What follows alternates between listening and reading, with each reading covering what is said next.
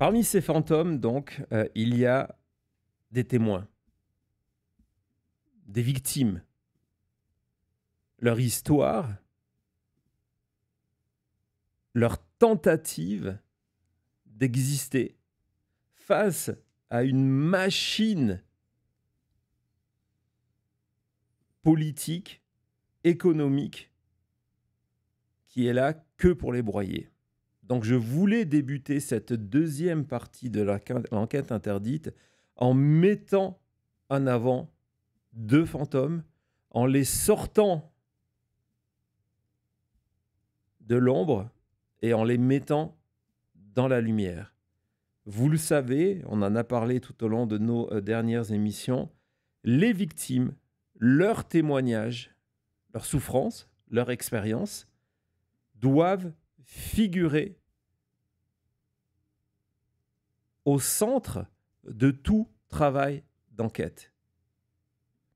D'autant plus quand leur parcours, leur expérience, encore une fois, leur tentative, au pluriel, de faire exister leur histoire éclaire des pans complets de ce dossier Epstein qui n'existe pas, qui n'existe plus.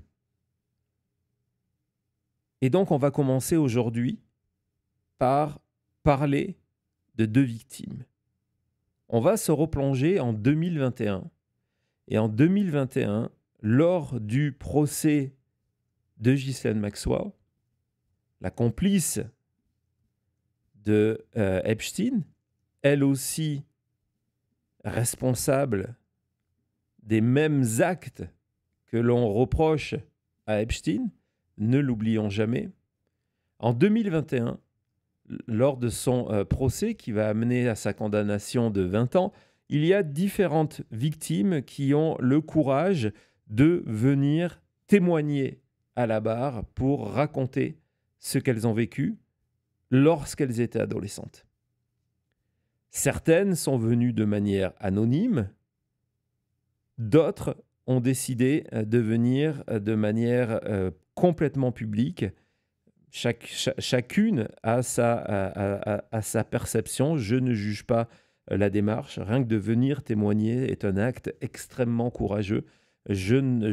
Pour moi, ça a autant de valeur une victime qui vient témoigner sous anonymat qu'une victime qui vient témoigner à visage découvert. Et parmi elles, donc, on va voir cet article de 2021 dont je vous avais montré l'extrait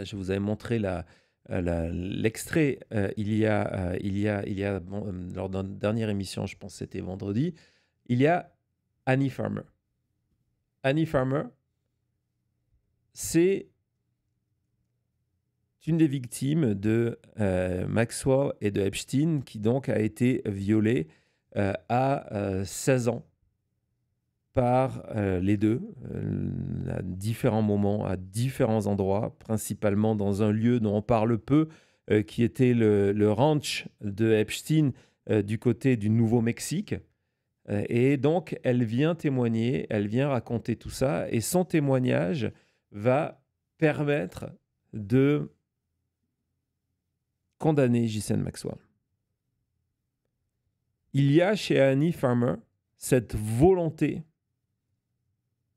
de continuer à faire vivre cette histoire.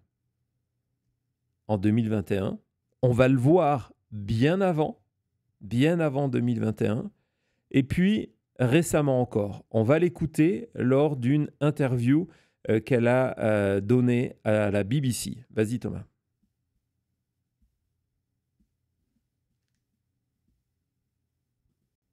Never felt that Trump was someone that would be very supportive of justice for Epstein's victims, just given that he's a sexual predator and that he had this close association with Epstein. What is your kind of key message right now to Donald Trump? Prove everyone wrong. If you have nothing to hide, then please release this information that people are asking for. Please make sure that Ghislaine Maxwell stays behind bars where she deserves to be. If you were truly not implicated, then this should not be a problem to release more information about this case. What are some of the kind of key things you want to see? I think most people involved realize that it's much more complex than a client list. That's not the kind of information that we are hoping for. There are some very central questions, though, that have still not been answered. And those are things such as, following the money. There's been investigations that have looked at the financial aspect of this, and there's so many questions there that lead me to believe there's been financial crimes that have not been investigated that may be implicating people in power. Voilà, donc elle revient surtout sur sa volonté. Hein. C'est une interview d'il y a quelques jours, donc qui date du mois de juillet dernier, de ce mois de juillet, où elle revient sur sa position aujourd'hui en tant que victime, de dire que elle souhaite que toutes les informations viennent à la lumière. C'est important, hein, c'est un discours qu'on a entendu entre autres chez Bradley Edwards. On va beaucoup parler de Bradley Edwards tout à l'heure, donc l'avocat de plus d'une centaine de victimes de Jeffrey Epstein, dont près de 200, excusez-moi, dont 50 qui avaient moins de 18 ans au moment des faits. Et elle insiste sur le fait qu'en fait, cette histoire de liste, c'est pas forcément ce qui est intéressant. Elle est assez persuadée qu'une liste, de toute façon, ça n'existe pas. Mais c'est toutes ces parts du dossier qui sont encore dans l'ombre, ces secrets, comme par exemple tout ce qui touche à l'argent. Hein, c'est un sujet qu'on a traité 2 fois. Je vous invite à aller voir notre émission de dimanche dernier, où on est allé sur la trace de Leon Black et du travail extraordinaire fait par Ron Wyden, un sénateur démocrate qui a travaillé avec des républicains et des démocrates pour avoir accès aux dossiers financiers de Epstein. On a fait aussi une émission dans la semaine que Thomas vous propose sur notre playlist sur ces dernières révélations du réseau financier de Epstein. Je vous invite à le voir. Elle insiste dans ça, par exemple. C'est le genre d'information que l'on souhaiterait sortir. Ce n'est pas notre sujet du jour. Le sujet du jour, et vous allez voir comment il va nous ramener directement à Donald Trump, c'est le drame vécu donc par Annie Farmer, que vous venez d'entendre, mais également sa sœur Maria. Maria Farmer, c'est quelqu'un qui, on va le voir, ne s'est jamais remise de sa rencontre avec Epstein et Maxwell. C'est la sœur aînée. C'est la sœur aînée de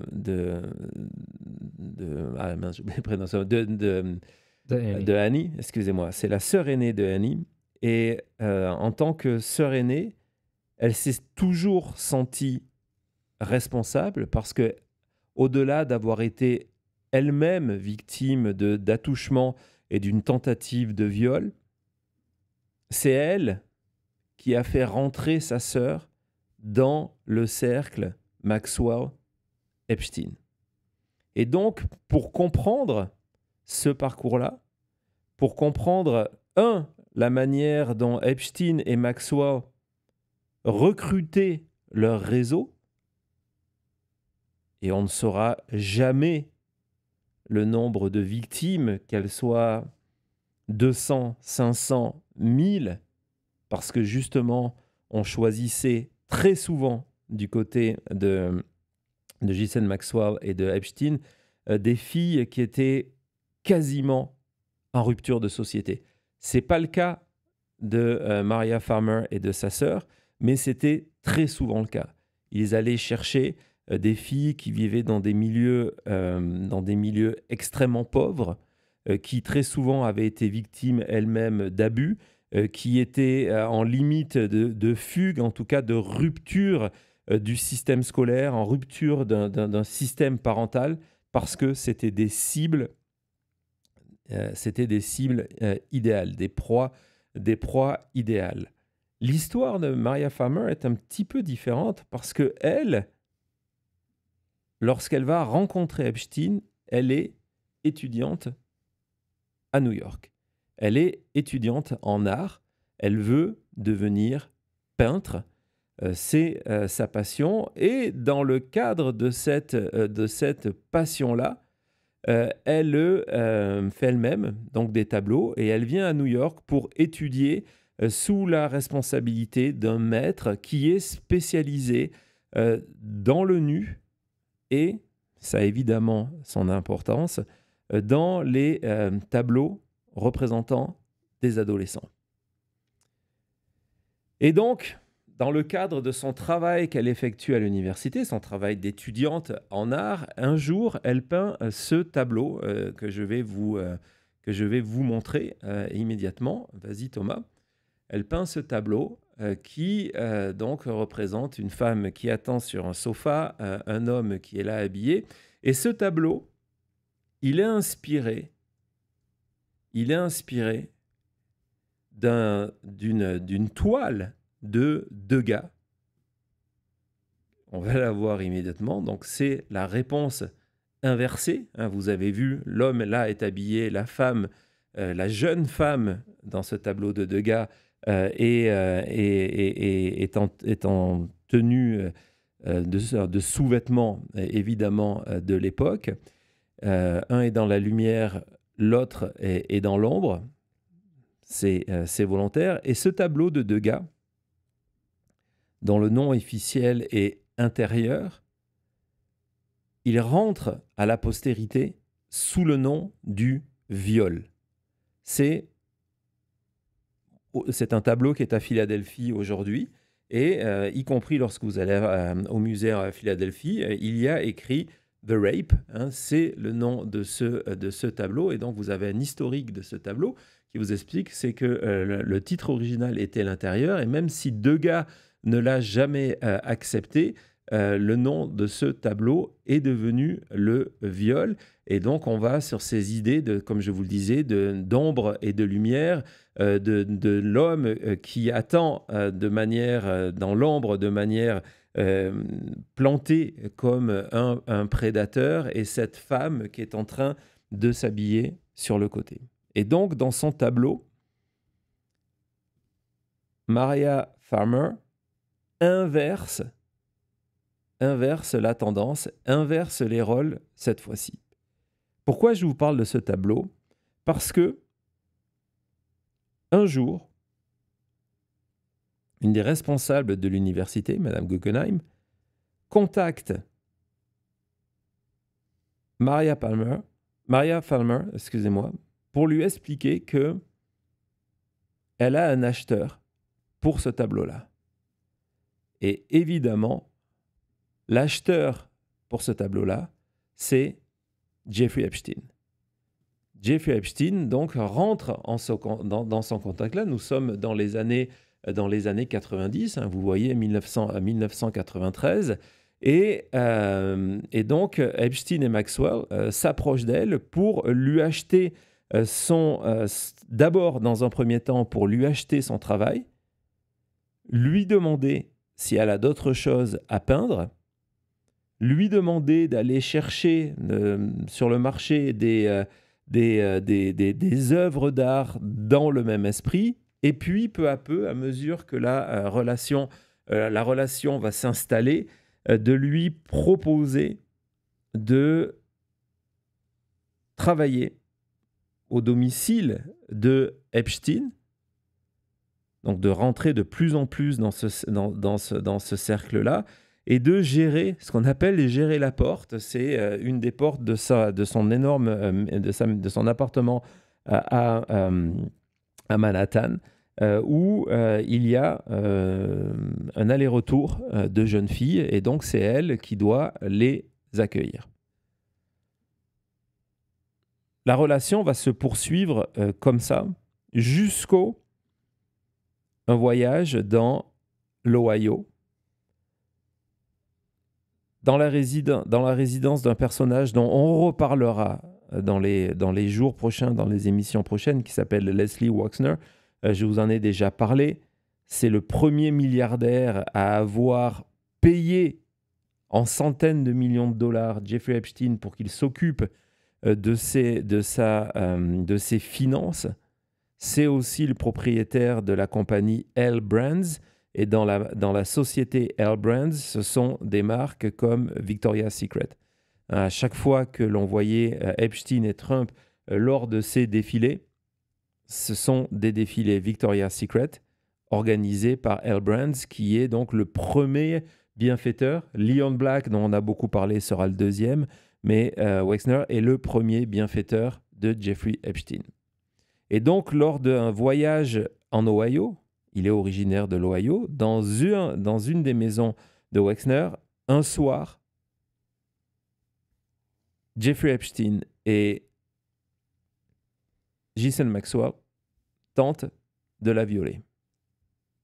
Donc évidemment, elle arrive à s'échapper de cette situation extrêmement difficile.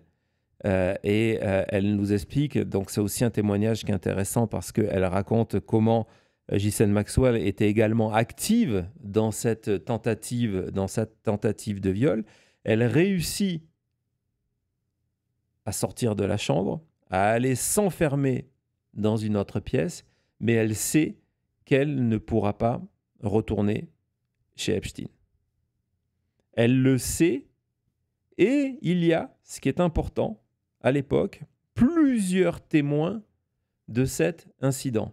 Nous sommes en 1996. Nous sommes en 1996, bien avant l'arrestation le 6 juillet 2019 de Jeffrey Epstein ou encore bien avant la condamnation de Ghislaine Maxwell.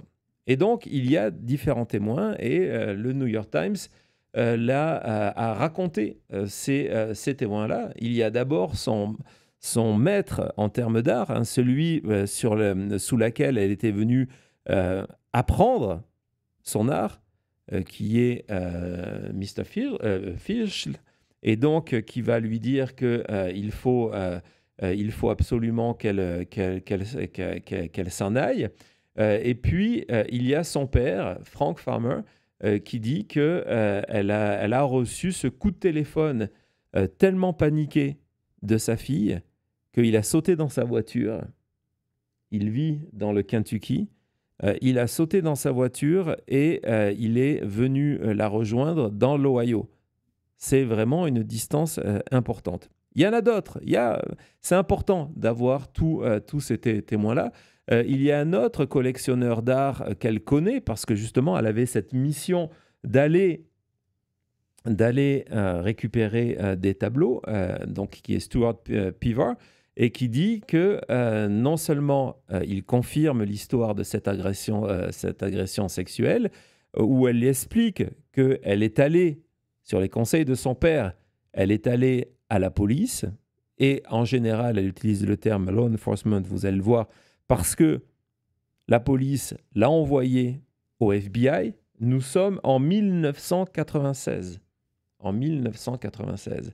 Et donc, elle dit également que, évidemment, elle en a parlé à la directrice de son école d'art et en général avec d'autres personnalités parce que à cette époque-là,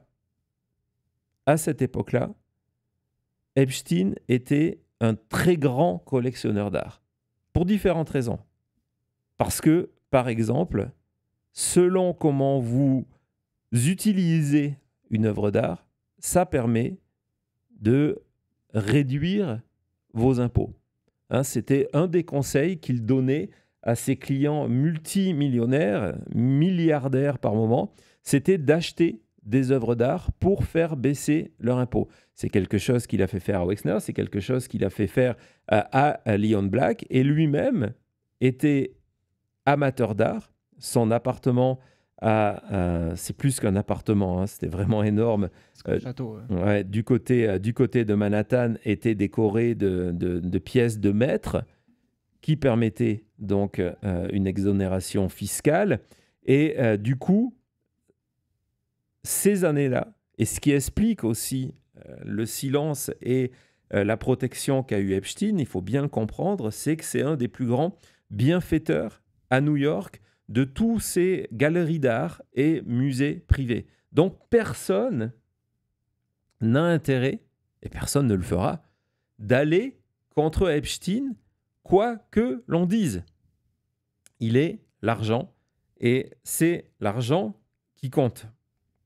Et donc, elle décide de quitter Epstein, et au moment de ce départ de Epstein, évidemment, ça ne se passe pas bien.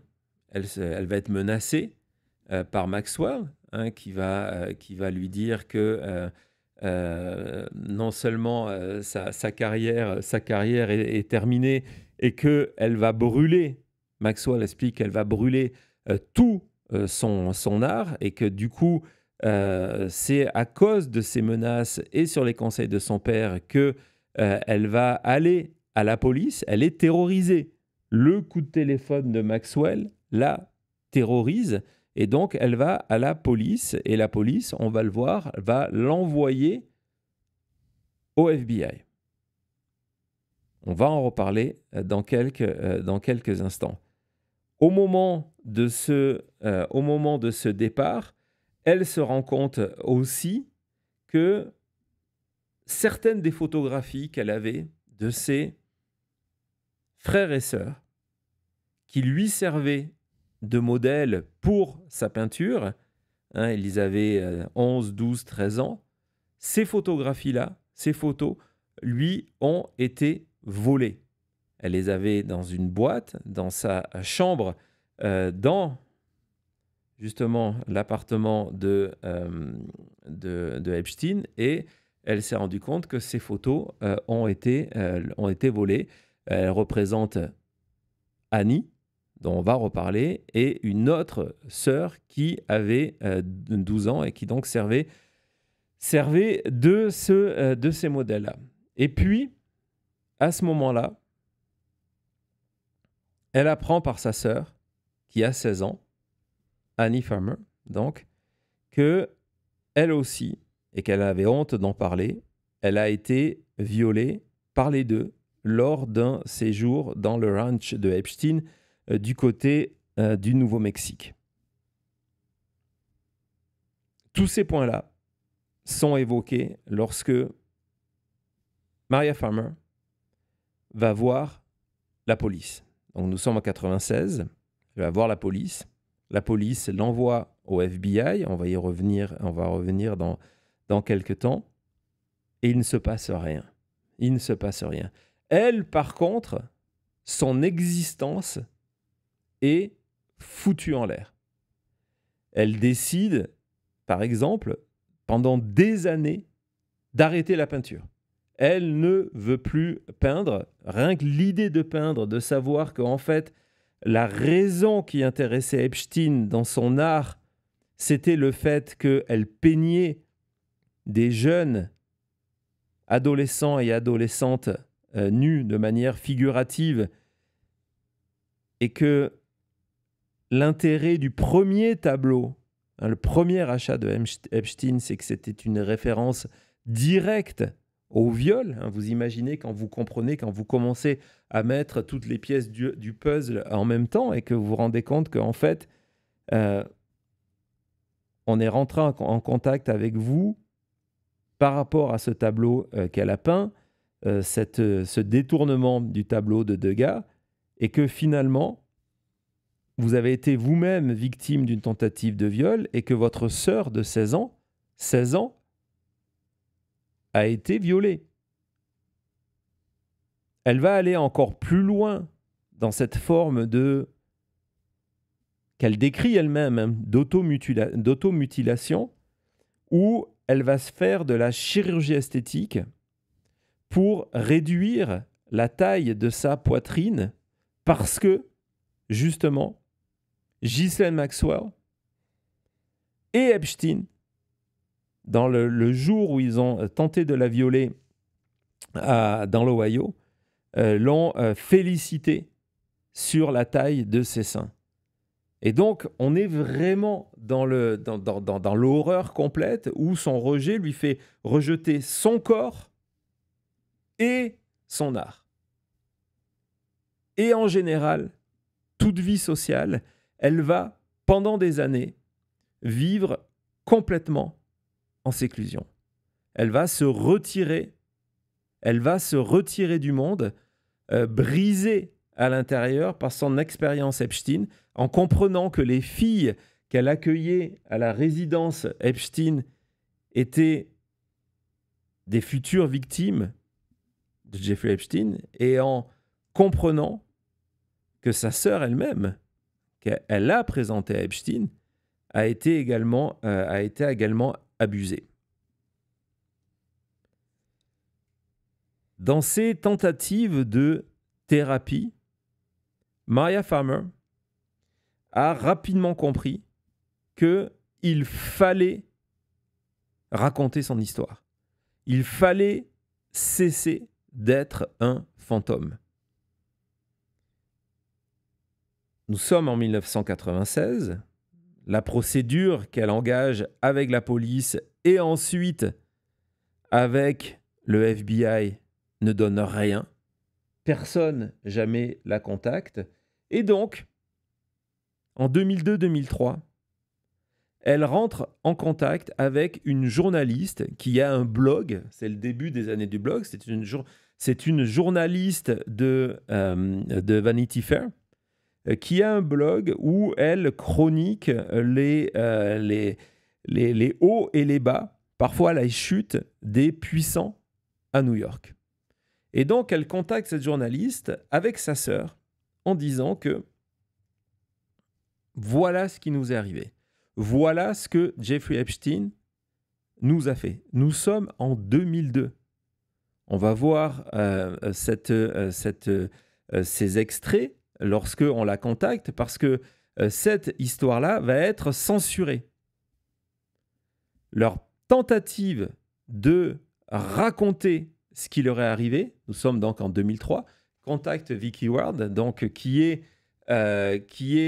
cette journaliste qui en plus est en train d'écrire un papier sur Epstein et ces étranges relations financières, parce que ça sera évidemment au cœur d'une de nos émissions un de ces jours. La réalité, c'est que aujourd'hui encore, et vous imaginez en 2003, l'argent d'Epstein est une zone d'ombre majeure. Je ne parle pas l'argent d'Epstein au moment, comme l'a montré Ron Wyden, au moment de créer son opération du côté des îles Vierges américaines. Je vous parle de son argent avant. Comment cet ancien prof de lycée est devenu en quelques années quelqu'un dont la fortune est estimée entre 200 et 500 millions de dollars. Et donc, en 2003, il y a cet article qui se prépare, et dans cet article-là, il y a, pour une des premières fois, publiquement, on sait qu'en 2002, Donald Trump avait fait ce commentaire en expliquant que Epstein était un gars terrific, était un terrific guy, que c'était un mec super, et que les deux s'intéressaient aux jeunes filles.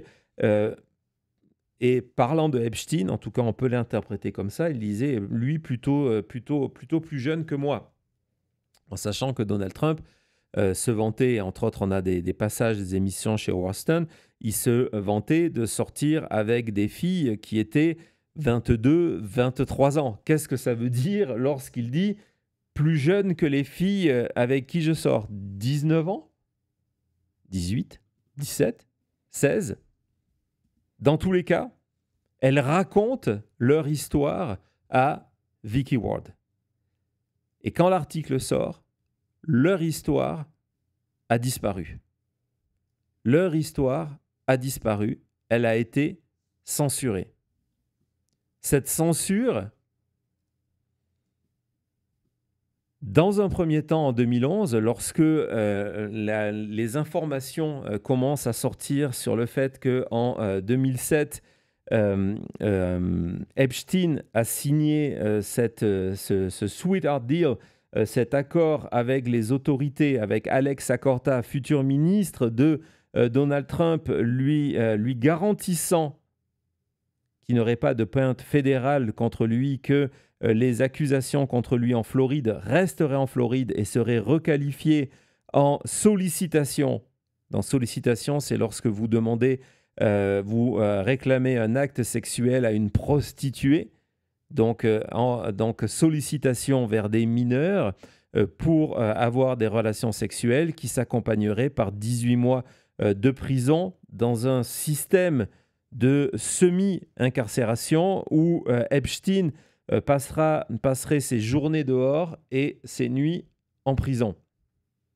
Et donc, il y a toute une série de procédures qui commencent, menées par Bradley Edwards, qui va lancer des procédures civiles contre Epstein et ses prétendus complices. Et donc, l'affaire commence à avoir un retentissement. Et donc, en 2011, Vicky Ward, la journaliste, se dit que elle a censuré l'histoire de Farmer, des deux sœurs Farmer, en se disant « je ne sais pas qui croire ». C'est aussi une autre époque, et c'est important ce point-là, même si vous allez voir qu'elle est revenue sur ses propos et en nous donnant ce qui est d'après elle la vérité de ce qui s'est déroulé.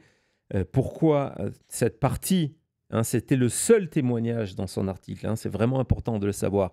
Les seuls témoins qui avaient accepté de parler des crimes sexuels de Epstein, c'était Annie et Maria Farmer. C'était les seuls.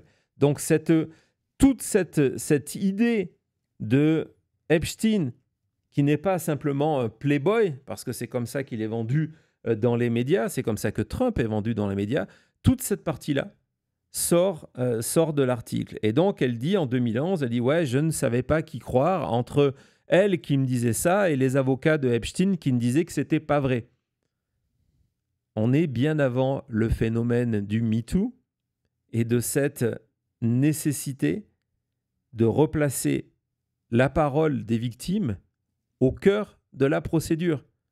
On est dans un moment où, en 2003, lorsque l'article est refusé, où il suffit à un homme influent de dire « c'est pas vrai » pour que des rédactions s'assoient sur une histoire et n'essaient pas d'aller vérifier ce qui est vérifiable, comme par exemple rencontrer des témoins, comme on l'a vu, le père des Farmer, le professeur, des collègues. Il y avait des témoins. Ils étaient tous là en 2003. Non. Et puis, on détaille que le rédacteur en chef de Vanity Fair, Grayton Carter, qui lui a répondu par email en expliquant que justement, que le travail de vérification de l'histoire des sœurs Farmer ne correspondait pas aux standards légaux du magazine, et c'est pour ça. Et c'est là qu'on voit dans la deuxième étape que dans la réalité, c'est ce que Ward a dit il y a quelques années, en disant, bon, maintenant, il faut dire ce qui s'est passé autour du témoignage des sœurs Farmer. La réalité, on a eu une pression énorme de la part de Epstein pour tuer l'histoire. Cette pression-là, elle est confirmée par John Connolly, qui était un des journalistes de l'époque, qui se souvient avoir eu des discussions avec Grayton Carter, les rédacteurs en chef, qui lui a raconté tous les efforts de Epstein et de ses avocats pour faire couper de cette histoire le témoignage des sœurs Farmers. Ça, donc, c'était en 2003.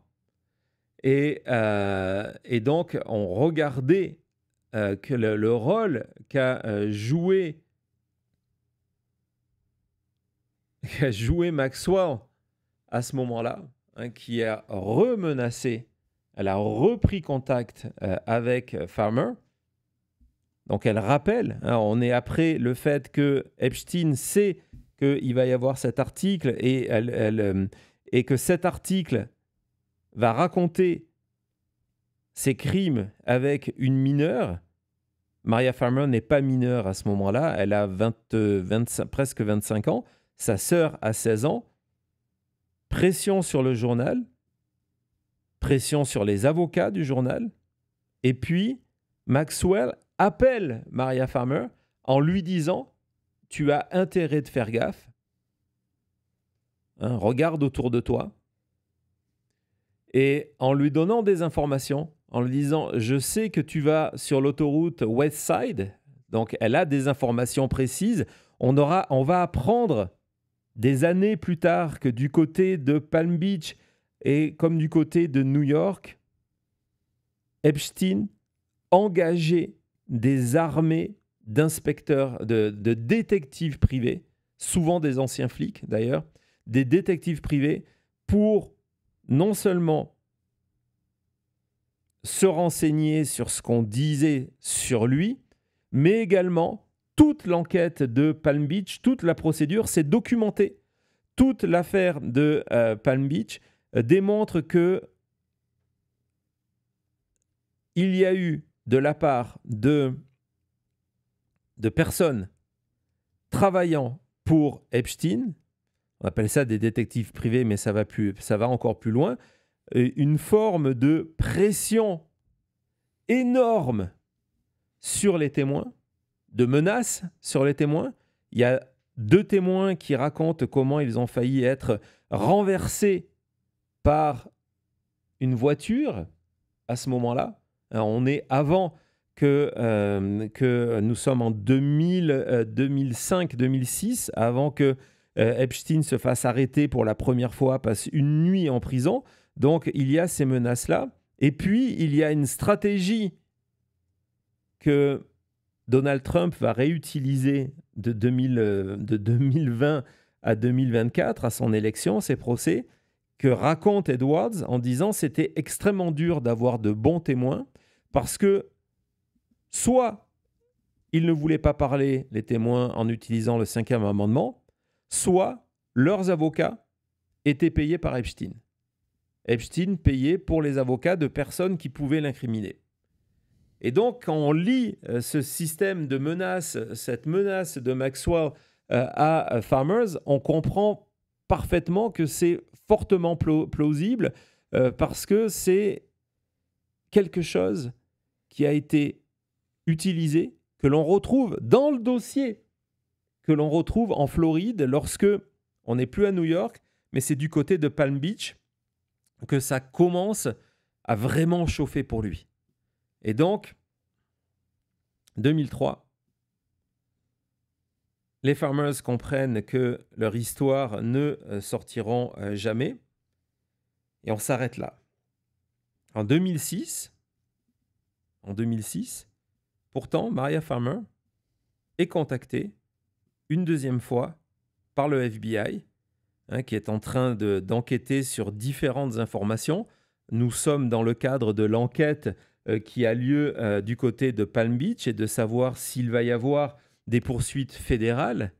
Elle est contactée en 2006 parce qu'on a trouvé sa déposition de 96. 2006, elle est contactée. Il ne se passe rien. Il ne se passe absolument rien. Donc Maria décide de tout abandonner. Elle en est malade. Elle va développer un premier cancer. Elle va survivre à ce cancer-là. Sa sœur, elle, décide, comme je vous l'ai dit, de prendre un autre chemin et de devenir quelqu'un qui va activement tenter de faire tomber Epstein et Ghislaine Maxwell jusqu'à venir témoigner en 2011. Elle n'aura pas l'opportunité de témoigner au procès de Epstein en 2019 parce que la mort de Epstein met fin à la procédure. Il n'y aura jamais de procès Epstein. Mais en 2021, donc, excusez-moi, elle vient témoigner lors de ce procès-là. Et pourquoi je vous parle aujourd'hui, au-delà de l'impérieuse nécessité de mettre en avant ces témoignages, pourquoi ils figurent aujourd'hui dans le cadre de notre deuxième partie de cette enquête interdite, c'est parce que il y a une connexion directe à cette histoire avec Donald Trump. On en parle tout de suite après.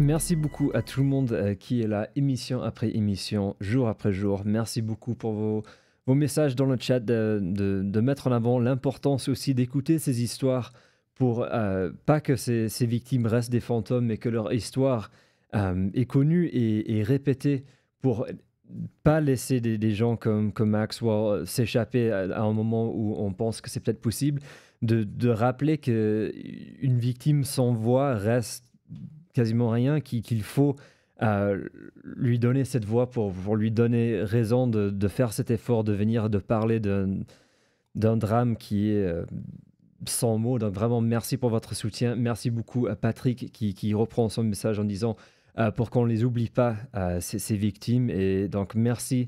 On est plus de 2500 personnes à être là, à faire exactement ça. Donc merci beaucoup. Exactement comme ML le dit, ne jamais se taire pour ces victimes. Donc merci beaucoup ML pour ton message. Et il y a tant d'autres personnes. Donc vraiment merci pour vos messages ce soir. Merci beaucoup Joanne pour ton soutien, ton super sticker. Merci beaucoup. Ouais, nous sommes 40 375. Je vous rappelle, si vous nous suivez sur X, merci beaucoup de votre curiosité et de votre confiance. Mais venez vous abonner. C'est complètement gratuit. Cliquez sur la sonnette de notification pour ne pas rater notre prochain direct. Donc celui de demain, Sentinelle avec Maître Eolas et le député Éric Bothorel pour revenir sur la guerre que mène Elon Musk contre la France. Ça va être un sujet passionnant. N'oubliez pas donc de vous abonner, cliquez sur cette notification, ça soutient la chaîne et ça vous permet de venir discuter dans le chat. Et puis évidemment, j'oublie de vous le dire à chaque fois, allez aussi jeter un œil sur maintenentmedia.com pour, au-delà de nous soutenir, participer à l'aventure de notre média 100% indépendant, d'échanger ensemble, y compris avec Thomas, Cody et moi, et puis d'aller plus loin. Je publie beaucoup de choses. Allez voir tout ça, maintenentmedia.com. On fait une petite pause, Thomas, et on continue sur cette affaire Farmers.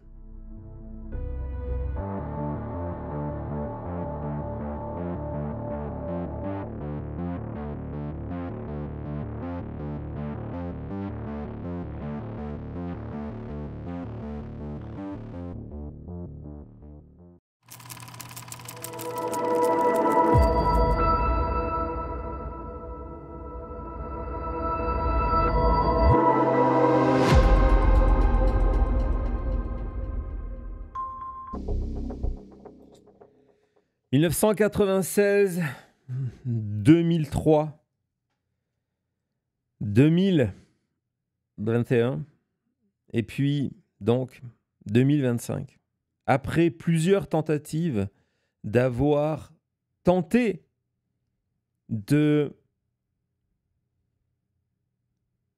témoigner pour elle, mais aussi pour toutes ces victimes, l'histoire de Maria et de Annie Farmer obtient enfin une certaine visibilité. Pour obtenir cette certaine visibilité, il faut évidemment du courage.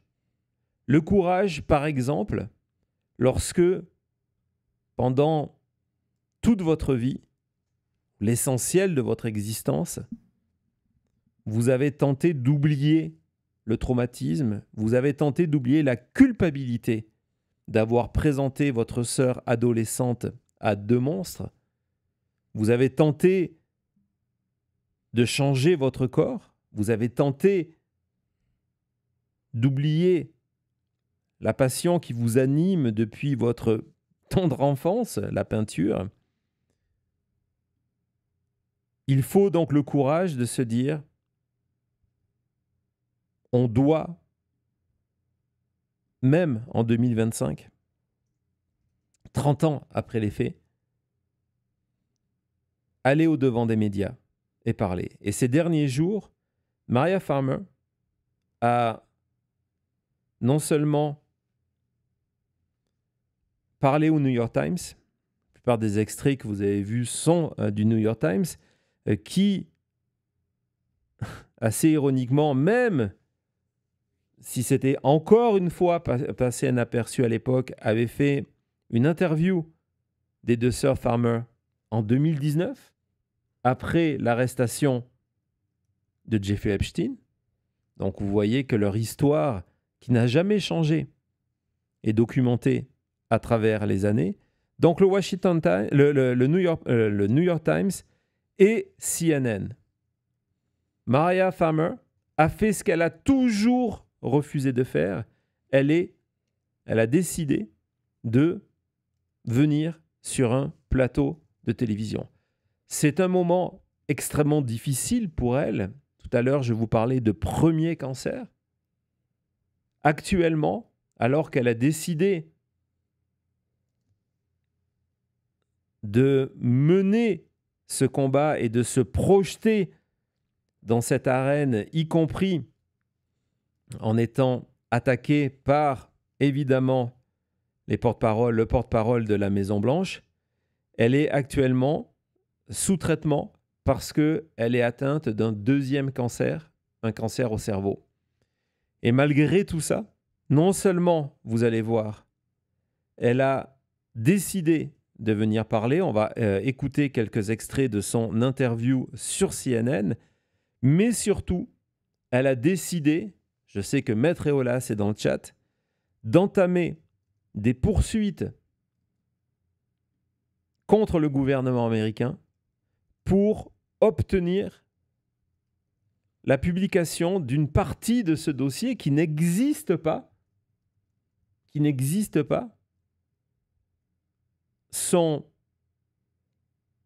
sa rencontre avec le FBI en 1996 et sa rencontre avec le FBI en 2006. Ce sont des informations qui ne sont toujours pas connues du public. Il faut bien le comprendre, ces interviews ne sont jamais sorties. Mais on sait qu'elles existent. Pourquoi ? Parce que dès 2003, dans cette tentative d'article au Vanity Fair, et puis en 2019, lorsqu'elle rencontre le New York Times, elle raconte son cheminement. Elle est d'abord allée au precinct, le commissariat de quartier, pour déposer une main courante, on dirait du côté français, pour aller témoigner. Et là, le policier qui est face à elle lui dit « C'est une affaire importante, il faut aller au FBI ». La plupart des victimes, et Maître Eolas peut en témoigner, quand on leur demande une deuxième épreuve alors qu'elles viennent de raconter dans le détail, elle a raconté dans le détail ce qui lui est arrivé, ce qui est arrivé à sa sœur, c'est difficile lorsqu'on vous dit il faut encore aller voir quelqu'un d'autre et il faut recommencer cette épreuve-là. Mais c'est ce qu'elle fait. Elle va voir le FBI et commence son discours en expliquant que elle est allée à son commissariat de quartier et c'est le commissariat de quartier qui l'envoie. C'est un détail extrêmement important, vous allez le voir. Et puis, tout cela recommence en 2006. Et comment on sait que tout ça c'est vrai ? Donc, elle raconte tout ça, 96 et 2006, au New York Times en 2019, c'est que il y a 2 ans, parmi tous ces documents qui sont sortis, il y a cette note qui la concerne, qui a été publiée. Donc vous voyez, c'est toute la partie qui a été censurée, mais c'est la confirmation. Ce sont les notes manuscrites d'un agent du FBI en 1996 qui explique qu'elle est allée au 6e, vous voyez cette partie-là, le 6e precinct, dans le commissariat, l'équivalent, si vous voulez, du commissariat du 6e arrondissement, qui lui ont dit d'appeler le FBI. Et donc, là-dessous, dans cette note, il y a une phrase qui commence en disant c'était quoi? Je ne me rappelle plus. Oui, c'est je vous ai juste informé de... Et donc voilà. Donc c'est le document. Ce document, il est clé. Ce document, il est clé parce qu'il prouve qu'elle a fait cette démarche-là. Lorsqu'elle en parle au New York Times, ce document n'existe pas. Ce n'est pas quelqu'un qui va prendre... Du moins, il n'est pas public. C'est un risque énorme de dire je suis allé là, le 6e m'a envoyé au FBI et qu'on retrouve exactement cette information dans les notes manuscrites d'un agent du FBI. Le reste du texte, encore aujourd'hui, est censuré.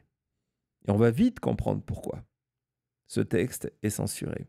Parce que, dit-elle, et elle vient de lancer une procédure judiciaire pour tenter la déclassification de ce texte-là, et celui de 2006 où elle a repris toutes ces informations, dans sa déclaration, elle détaille les agissements de Jeffrey Epstein, et puis elle signale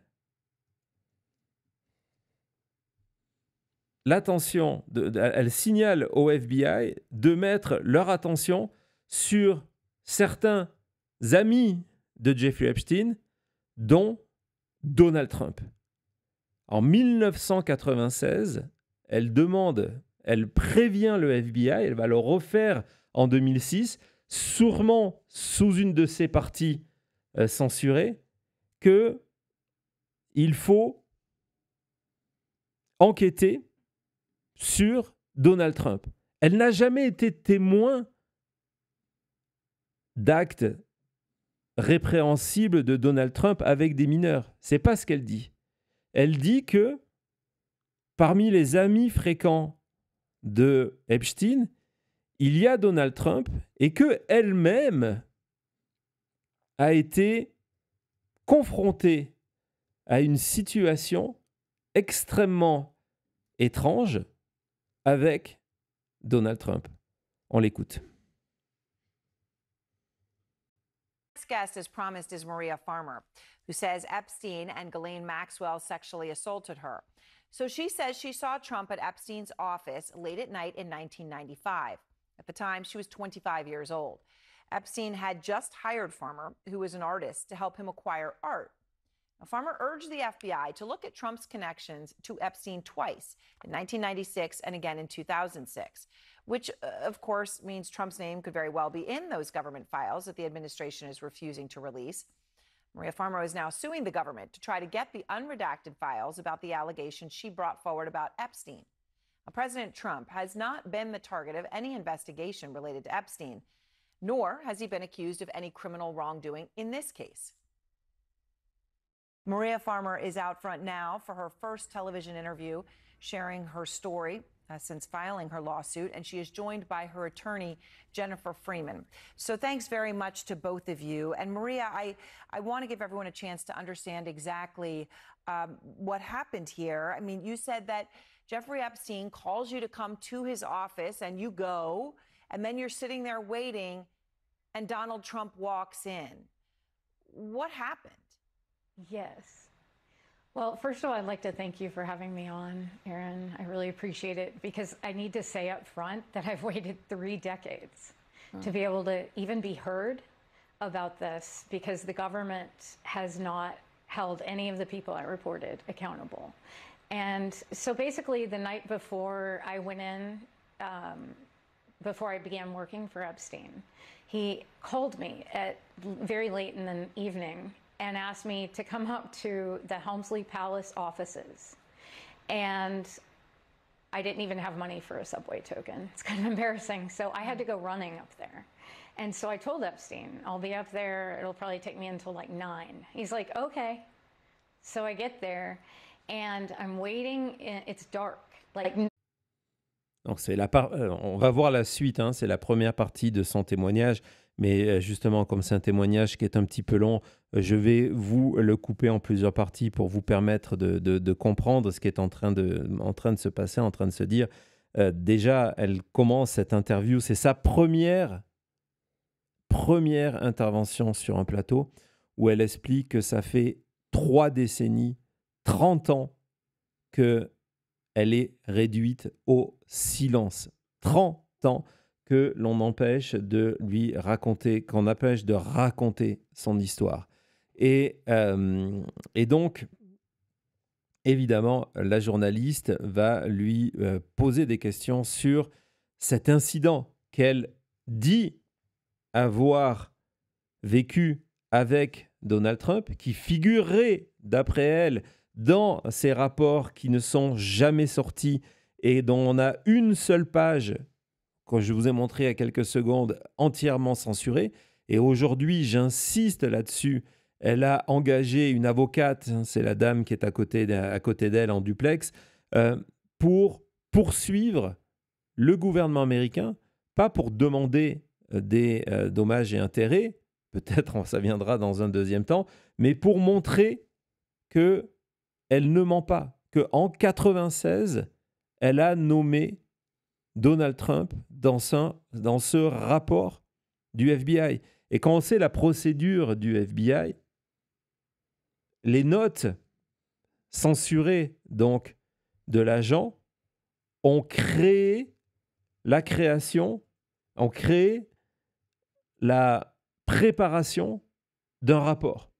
Donc ça veut dire que dans le dossier, pour l'année 96, il y a les notes manuscrites de l'agent qui reprend les propos de Maria Farmer, qui accuse Epstein, hein, c'est l'essentiel de sa déclaration, c'est Epstein, qui met en garde contre Donald Trump parce qu'elle a vécu une situation extrêmement troublante.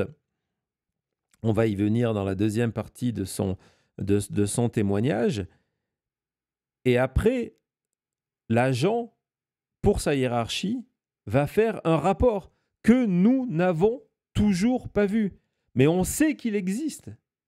Parce que c'est suite à ce rapport-là qu'en 2006, 10 ans plus tard, le FBI retourne la voir. Ils ont trouvé dans le dossier ce rapport qui est contre Epstein. Et donc, ils décident d'aller la voir. Ils vont à nouvelle fois l'interroger. Ils vont de nouvelles fois prendre des notes. Ils vont une nouvelle fois faire un rapport. Et ces informations, personne ne les a jamais vues.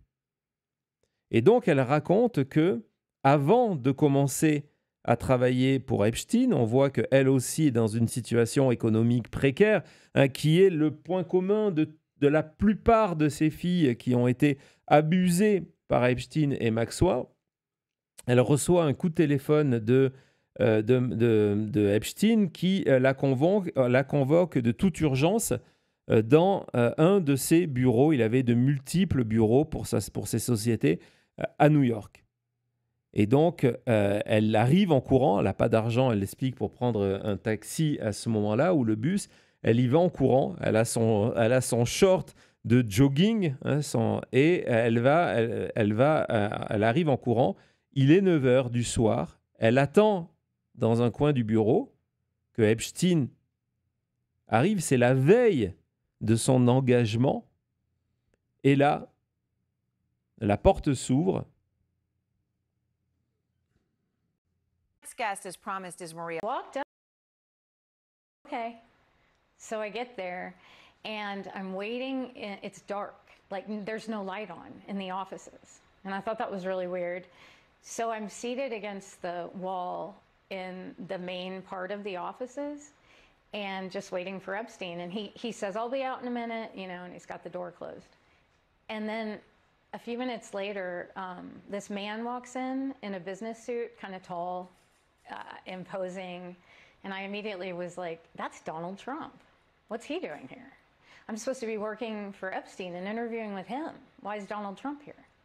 And he walked up about, you know, a few feet from me and just stood over me in a very imposing way and looked at me like he was in on some secret or something. It was really weird, like smirking, kind of.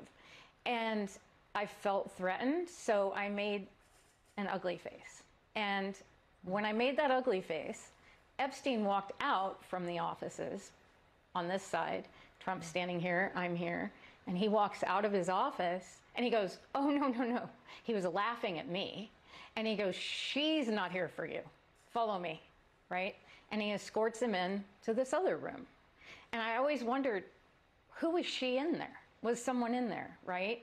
And I have no way of knowing, nothing.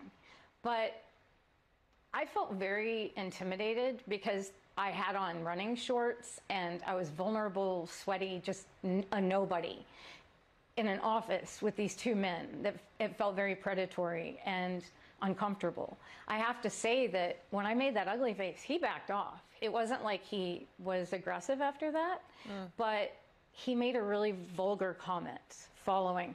And I don't know if it was like, you know, like locker room talk in the 90s, the way men were, but he made a joke to Epstein, oh, I thought she was 16. And I thought that was so strange. Donc, elle est dans le bureau d'Epstein. Il n'est pas loin, dans une des pièces des bureaux de Epstein à New York. Il n'est pas loin de 21h. La pièce est assez sombre, la porte s'ouvre et Donald Trump rentre. Hein, c'est ce qu'elle raconte, Maria Farmer. Donald Trump rentre, s'approche d'elle, se plante devant elle, la regarde d'une telle manière qu'elle se sent mal à l'aise par rapport à ce qui est en train de se passer, que c'est un acte. Elle définit que toute cette scène, elle a le sentiment qu'elle est face à un prédateur.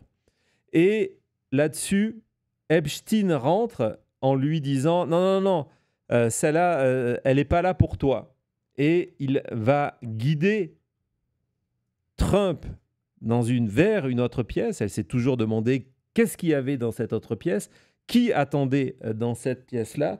Et avant de partir, c'est ce qu'elle dit, et elle dit avoir raconté tout ça au FBI en 1996 et en 2006.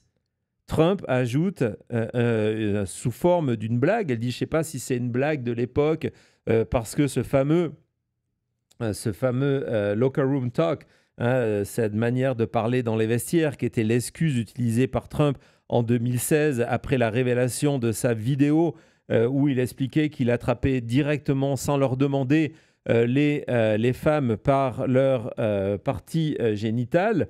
Donc Trump dit que celle-là, elle n'a pas 16 ans. Donc c'est le témoignage de... On peut arrêter parce qu'après, elle va revenir plusieurs fois sur ce que je vous ai déjà raconté. C'est le témoignage de Farmer. Si Farmer dit vrai, non seulement c'est elle-même, c'est une fantôme qui trouve enfin la lumière et elle est apparemment extrêmement motivée d'aller au bout de sa démarche. Je ne sais pas si sa démarche permettra de conclure à quoi que ce soit, mais ça veut dire que dans ce dossier fantôme, il existe des notes fantômes, des rapports fantômes qui, non seulement en 1996 et 2006, détaillaient les crimes sexuels de Jeffrey Epstein, mais également pointer du doigt Donald Trump en disant il faudrait également se pencher sur ce dossier-là. On va voir ce qui va se passer. Du côté de la Maison-Blanche, on explique que tout ça est faux, que Donald Trump n'est jamais allé dans les bureaux de Jeffrey Epstein. On verra un jour dans une émission que c'est faux. Mais bon, en tout cas, c'est l'excuse officielle, que cette scène ne s'est jamais passée. C'est la classique. Peut-être c'est vrai, peut-être que Maria Farmer ment 30 ans après. Mais il y a une manière très simple de savoir si elle ment ou pas.